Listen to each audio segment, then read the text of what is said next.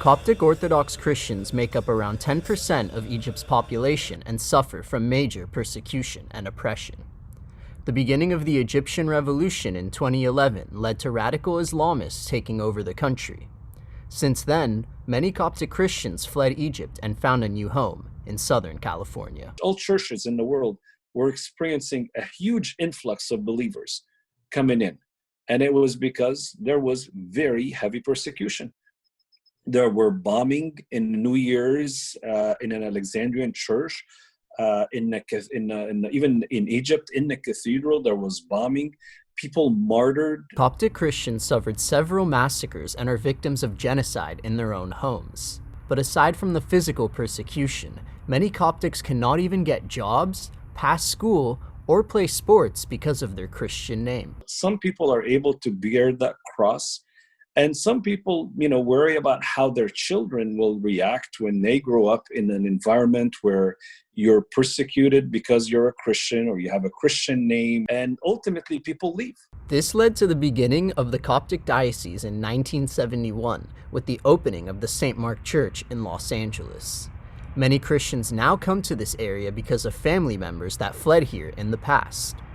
As the second oldest Coptic diocese in the United States, Southern California is now highly populated with Coptic Christians.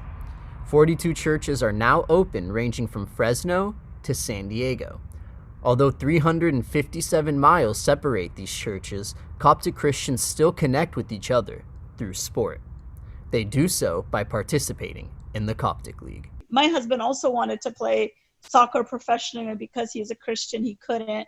So here anybody can play and anybody can participate. So it helped people feel like they're not as scared to try to fit in with people.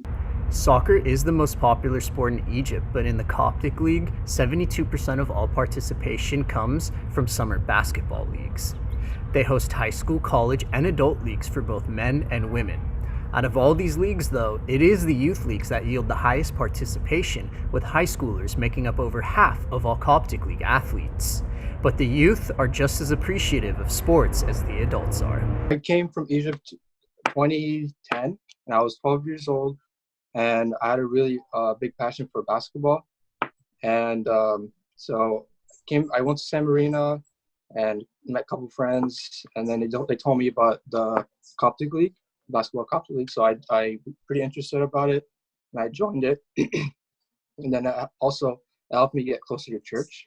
The Coptic League did a really good job of involving some of my closest friends who came from Egypt that I probably otherwise wouldn't have gotten close to.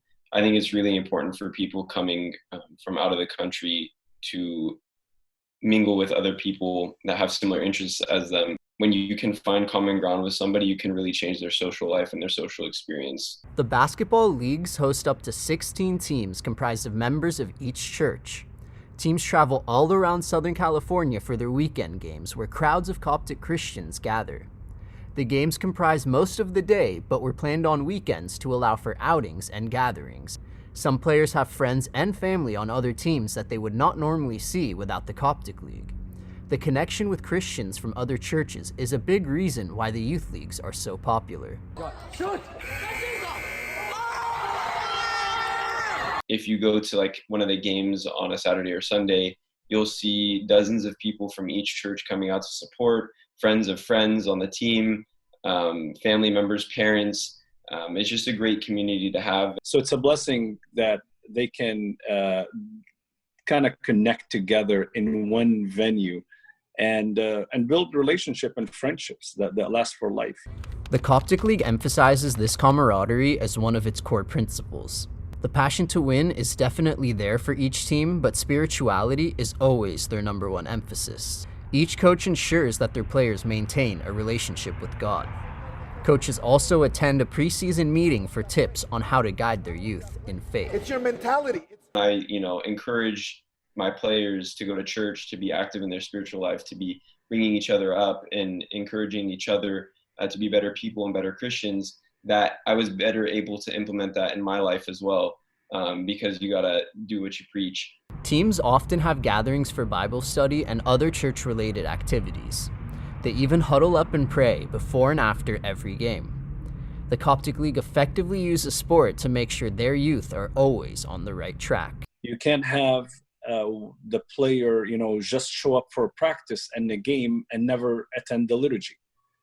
And one of the things that we expect from them is that, if you want to have playing time, you need to be with the team at church as well. Yeah, sometimes we had to learn Bible verses, mandatory going to church on Sundays, and sometimes they would say dress as a deacon. Oh, and you have to go to practice, of course. To Coptic Christians, participation in sport should not be taken for granted.